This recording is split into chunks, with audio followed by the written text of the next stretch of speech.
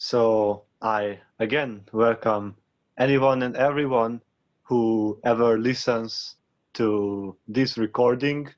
And even though we are at different times and different spaces, as the energy of my sound goes all around and within and without this video, whenever this voice is heard, it is then and there and not back in the past. And today we are going to, in fact, answer a question that was sent to us by a beautiful viewer of ours. And the question was, what drives you to do better at something? So because this is a question that might arise, many times, like, what is my right motivation? What is the right reason to do certain things? So it is very important to have a right view about what motivation is and what it means to, be motivated in something. So first, I would like to start with the different kinds of motivation that being might have, and all the qualities of certain um,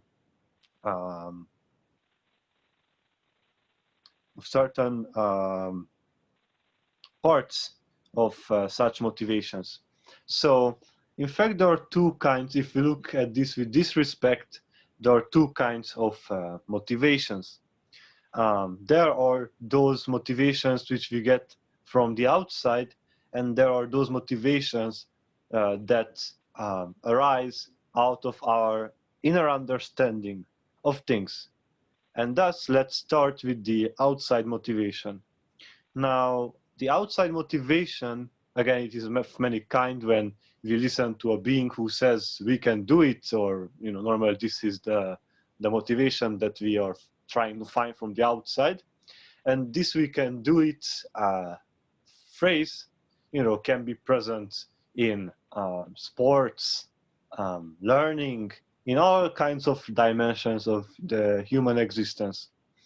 Now, when the motivation comes from the outside, the only issue with it is that it always lasts for certain moments when we feel the strengthenings of those words, of that energy, but at some point it just flies away, it disappears.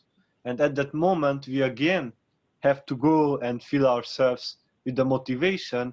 And this means that this is not something that really got us motivated, it is something that we just took on till a moment, but because of our restlessness and doubtfulness about, most of the times, all the things that humans can be doubtful and restless of, coming to the place, and the strength of motivation is gone.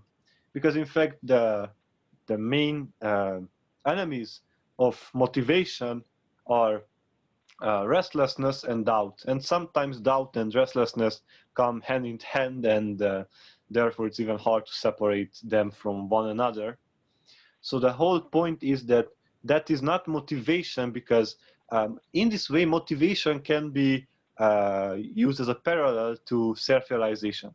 If we get self-realization about a certain aspect of life, it means that it doesn't go away. So normally when people feel that, for example, they're great believers or something, many times it happens that the moment they encounter something that is different than their realization, they become all furious and all restless and doubtful. And it means that it has never been self-realization. It was a very superficial thing. And this is the problem with motivation as well, that it is only superficial because due to the restlessness within ourselves connected to family, work, home, all these things, and doubt about just our own existence are so deeply rooted that um, a strength, uh, a will of power, a power of will, cannot simply arise due to the continuum of restlessness. So The outside one is, is good if you want to come and go and come and go. For example, another great parallel to this is that of yogis and householders. So in India, yogis never go to, almost never go to consecrated spaces, or I mean, this is how it was in the past, or to temples, because they are their own temple. They are their own charging spot. They're their own energy, and they don't need a form, whether it be a temple or the form of a deity, to become empowered, because they charge themselves in continuity. And those who are householders, and they have a different vision of life, they have a different focus in life. They cannot afford for themselves, due to their vision of life, to become their own charge, because it takes different sadhana, it takes different focus, and then if one goes to that direction, then the householderhood is gone. So they sometimes go to the temple so that they can be charged and charged again, but again they always have to go back because the focus is different. So they go back again and again in order to get charged. This is also with motivation, that a yogi is motivated by its own self, while those who get the superficial motivation keep losing it because of the restlessness. So now that we spoke about this outside motivation, we can speak about the motivation that arises through the understanding of things. So of course it takes a discipleship to be in the spot when you are just motivated by, you don't even need, in fact, at that spot, a reason to be motivated, because reason to do something is like you want to squeeze water out of the rocks, because people always want a reason to do things, as if it's like, if there is no reason to life, why not to commit suicide? And in fact that is not a right view, because just because something doesn't have a point, a reason, it does not mean that there cannot be anything that we can create out of it. So at some point there isn't a reason to be motivated, to have an inner power, inner strength, willpower, because it just comes automatically. Do you need a reason to breathe? No, it just comes automatically. It's very swift, it's very smooth. And you don't need a reason. I mean, it would be dumb to think like, what is even the reason that I'm breathing? Nobody asks this question out of common sense. The same is with motivation. Like, many times people ask, but what does motivate you? And the answer is that actually we can give answers such as, supporting the sentient beings, understanding their suffering, and thus having the compassion to help them. These are in fact all just consequences of just simple, even not just consequences, but in a way they are a consequence of just simply being motivated, because it is in a way coming from the right view, that I see things as they are. It means that I'm motivated to do these things because at least if I am here on this plane or any kind of world, I'm there. And if I don't know how to live consciously my form, the only thing that I can do is that I stay there and make the best out of that. So out of this right view of things, that if I lose my motivation, it means that I'm not going anywhere. It means that I'm not intense, because intensity is another part of motivation, that you can be motivated when your focus is so intense that you don't see anything else. And for example, if enlightenment is your only focus and everything that you do is for your own mukti, then it means that there is this motivation, because I know out of right view that the only way out of this suffering or any kind of world is to simply work on my own salvation, on my own enlightenment, and then there is no need for any kind of motivation to just do things as they are meant to be done. For example, when we spoke about the dharmas and about right action, what is right action, we said that those who go deeper and deeper into meditation and practice see that there is no need to think about what is the right action, because then you enter mental activities, you have different consciousnesses arising, and then you don't see clearly. It is a spontaneous thing that it just happens. There's no need, existence doesn't think, how should I be? It just happens spontaneously. Life doesn't think how to happen. It just becomes existent, and it just goes and spreads all around, and we can either enjoy it and become part of it, or we can be reluctant and just suffer more than if we just let all things happen naturally. And when I say things happen naturally, you know, it's still very important to understand this point of right knowledge, right vision of things, right view, which simply means that, for example, when we spoke about the 10 feathers that you can check in the other video, we say that if you lose the first three feathers, you get an insight to Dharma. You start to have a right view.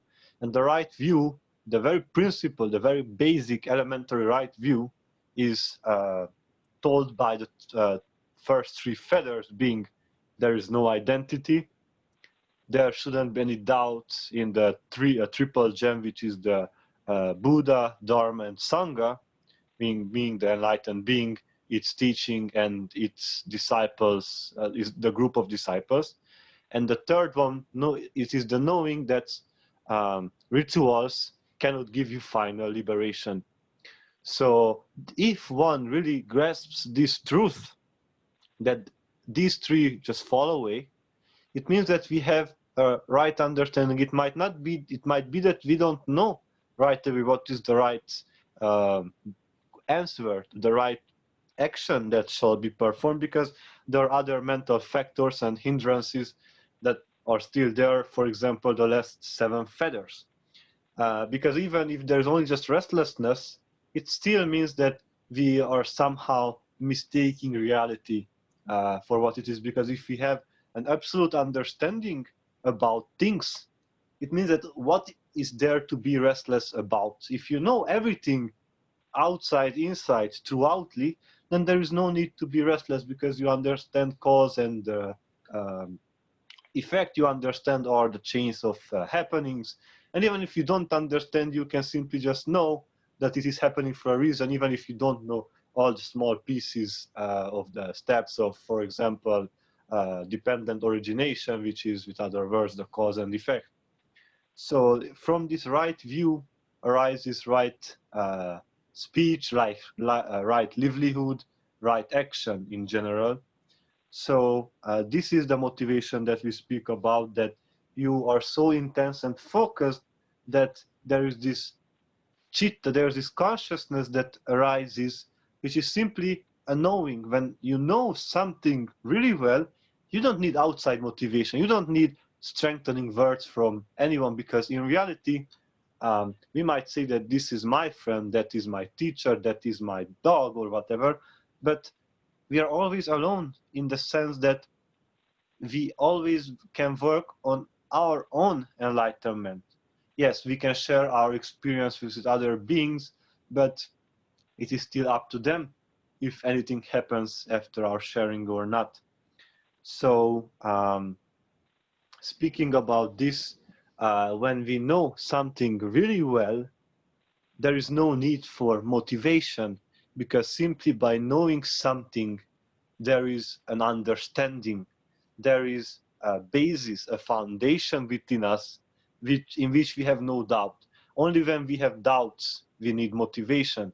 And if you look, for example, at different paths that people take towards enlightenment, if you want to see if people go towards enlightenment or not with different steps of devotion or anything, you can just simply look at their ideas of reality and how they react when they are questioned about it, because it is a very beautiful opportunity to see your own realizations, your own depth of realization, when somebody questions what you speak of, for example, because then you may see what are the things that maybe, you know, many people just right away become furious, like, how come you doubt my faith? But that is simply just a sign that there is no foundation, that everything is in the air, and we try to remember things. But through understanding, never comes from remembering things. Let me give you an example. For example, the Four Noble Truths that the Buddha spoke about.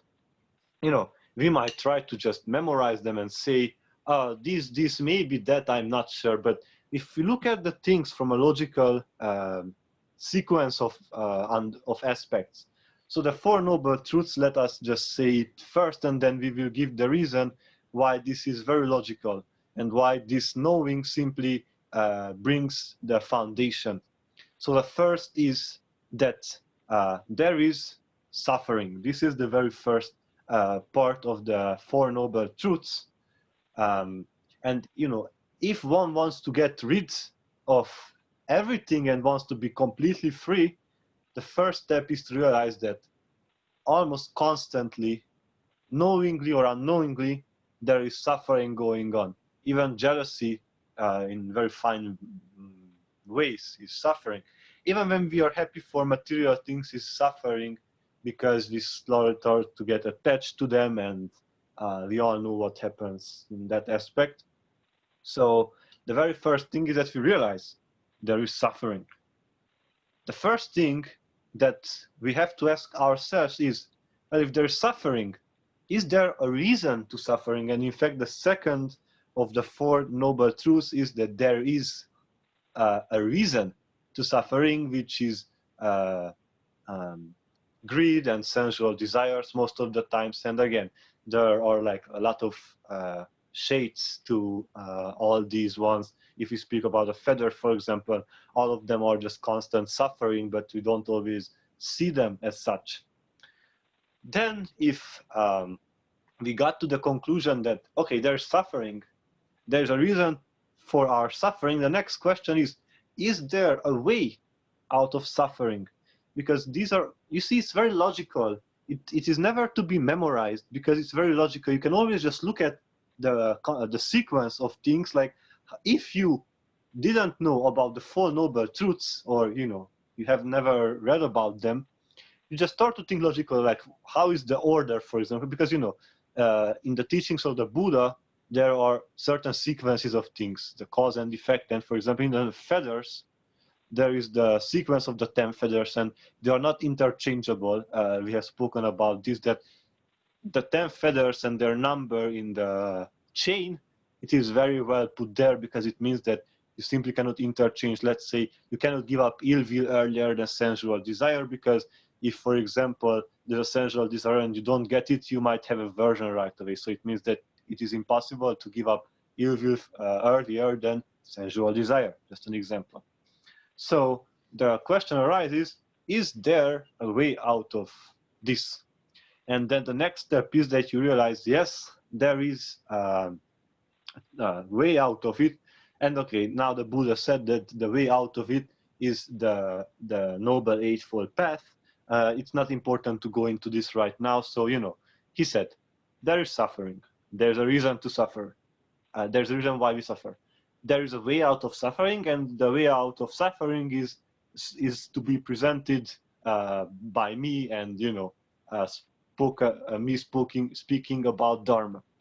So these are the sequences of things, and it's very important that when we understand that there's a logical reason why the Dharmas are spoken of as they are, then our knowing is based on our foundation, that we understand these happenings. We don't just try to memorize, because many times people try to memorize scriptures and it doesn't even mean anything to them, but because they feel that rituals are going to be good for them, there's not even the idea that you can go beyond and simply understand. So for example, Krishna said once to Arjuna in the Bhagavad Gita that I am the basis of creation.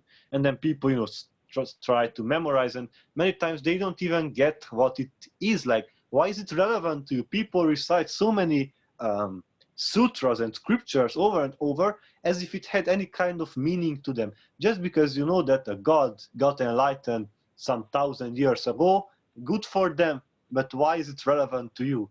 And if you understand, for example, this quote that I am the basis of creation, it simply means that everything is based on consciousness. Consciousness is a fundamental element of existence. And at that point, when you realize that you are consciousness too, and in fact it is due to the qualities that you feel that you are separated, and in fact you are the whole consciousness, you realize that everything is based on you. Not in the egoistic way, but simply the understanding that if there is a self that is just existence, consciousness, bliss, then this I, the small I, has to be that too. Beyond the small I, it is just only the self. And when they express this truth, the only way that they can express it is that I am. So this is the foundation that we speak about. And when you have such foundation, there's no question about motivation. And another way to look at this is in fact that things naturally tend to the desire to become greater. We always want to do greater things, and this is, for example, why sciences never die out, because it is so innate in the mind that you want to go further and further and further, that there is no stopping. Even when it's forbidden, for example, in medieval times, when it's forbidden to go into deeper understanding, people still did it. It cannot be cut out, it cannot be killed. And because there is a natural tendency that we want to go beyond and beyond, and even motivation is part of this, if we simply let our energies fulfill their tendencies of wanting to become everything, if you want, for example, if you speak about yoga, which is absolute inclusiveness, and if you simply let our energies go to that direction, you don't even have to know a single thing about existence. If you really know how to just step out from the whole picture and not create karma again and again, you simply will arrive at a point when everything is so clear for you, not because you read a scripture or because you were taught, but because you let things happen so naturally that it just happens to you in a mind moment, in a moment of the mind, which is like a nanosecond, you might say. So at this point, the question is if you can minimize the creation of your karma, because life naturally tends to dissolve your karma. This is how life works, that it always wants to fulfill itself, so it will remove obstacles. But when one obstacle is removed and 10 others are created, for example, throughout a day, even simple thoughts are in a way a karma. And for example, during the sleep, we might be able to dissolve parts of our karma, but when we wake up, we create the same amount, and we also add some bonus there, because people like bonuses.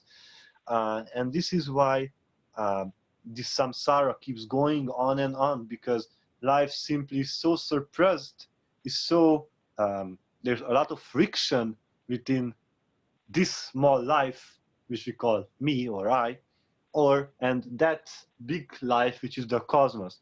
And because there's a lot of friction, this samsara, the cycles of the universe, just keep going on and on and on, to the moment when you just decide that for example, you start to follow the Four Noble Truths, and then you just find a way out of it, and then the cycles are gone.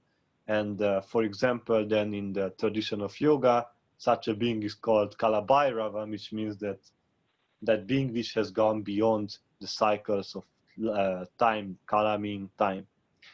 So right motivation, and just for example, very great representation for this natural movement of upwards not in physical sense, but in the sense that you climb the ladder of letting go, for example, the 10 feathers, is that of the Davidic star, which is the two triangles. One is facing downwards and the other one facing upwards. And in fact, this is not just a simple ball made out of human thinking, oh, it's so nice, it's just perfect.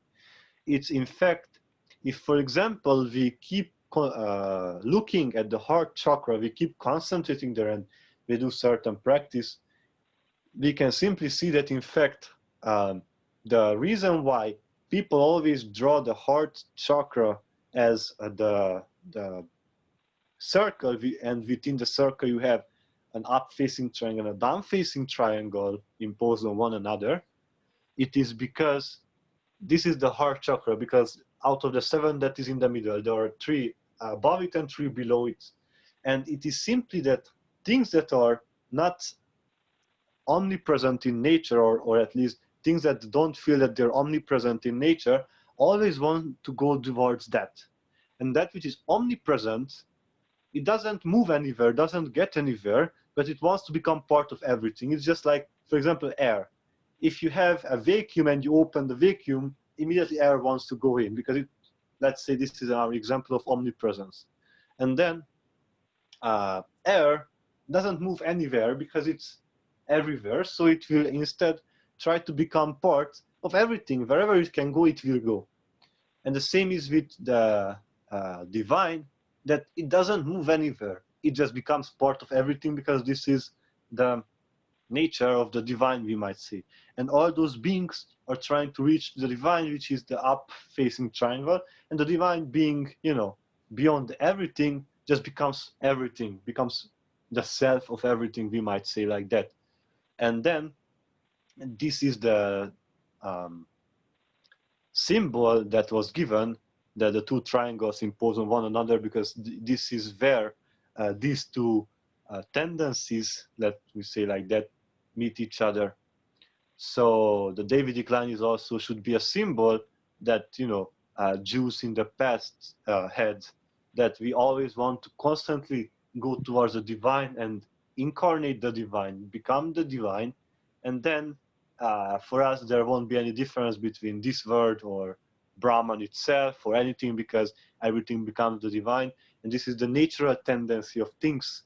And if we let this natural tendency just happen, and we are not constantly in the way of it, against it, and in fact, even faithful and believers are in constant rebellion against the divine, because there's constantly friction between life and life. It means that there's a constant duality about the cosmos. I want it like this, I want it like this. And when we say the will of the divine, it's not something that some being wills something. It is a term that many times is used in the bhakti, which is the path of devotion. The will of the divine simply means consciousness. It simply means the way things should happen.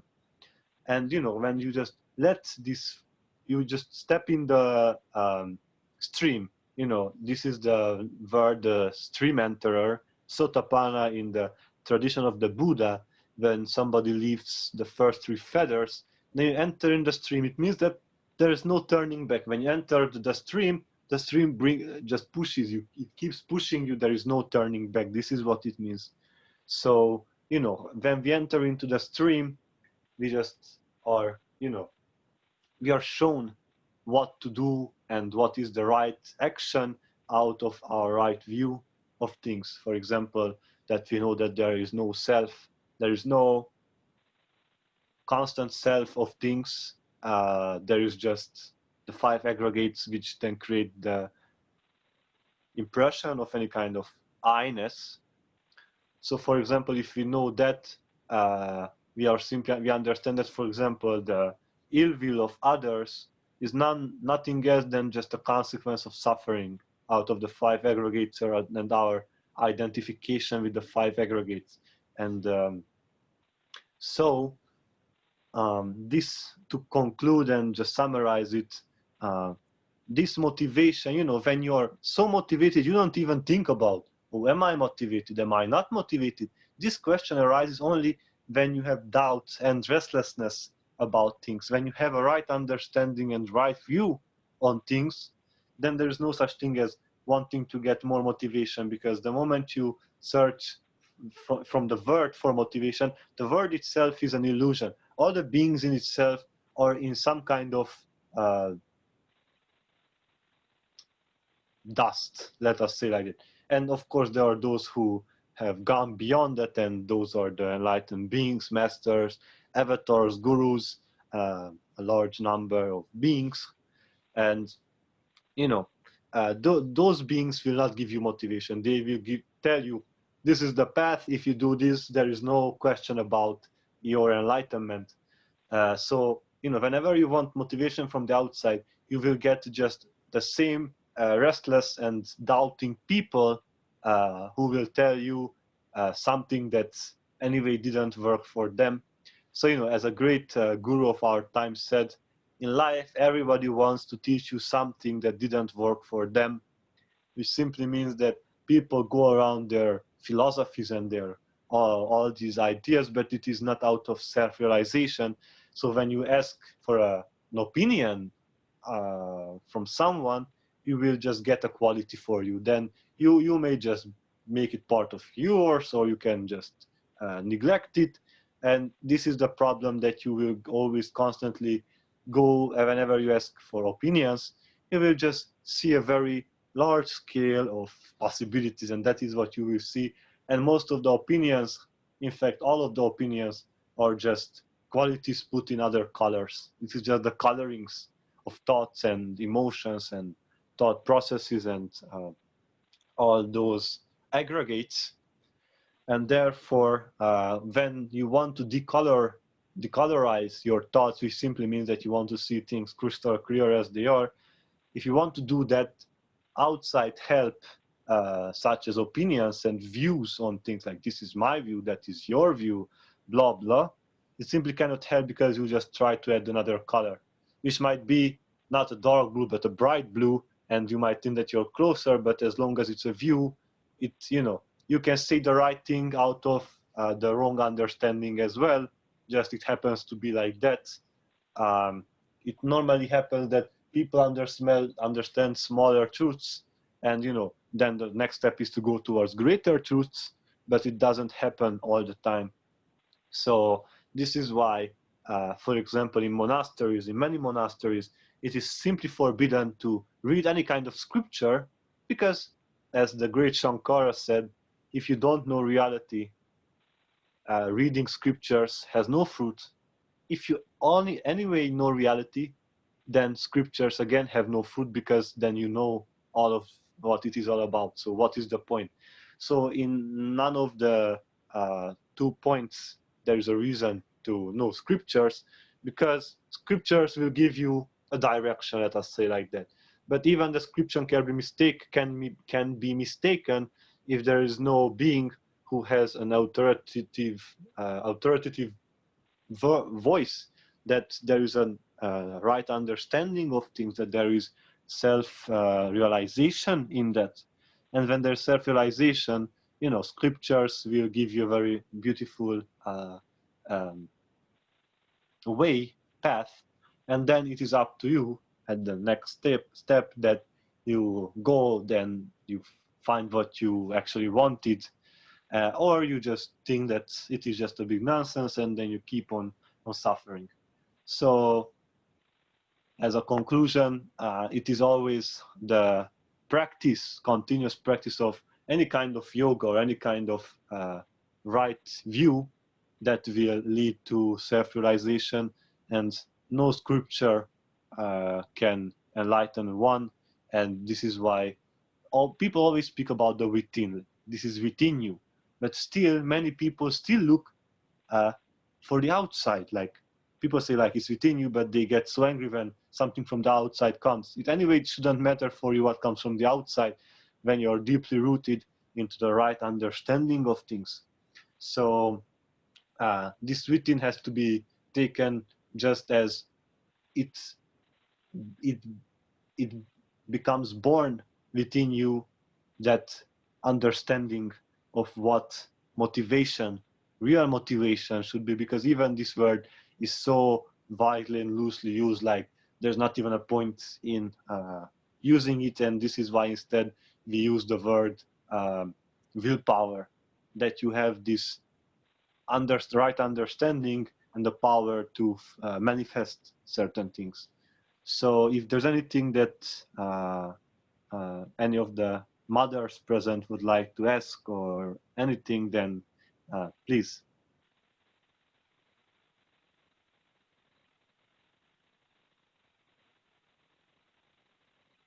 And if there is none, then I thank you for listening, and we shall come back with another topic.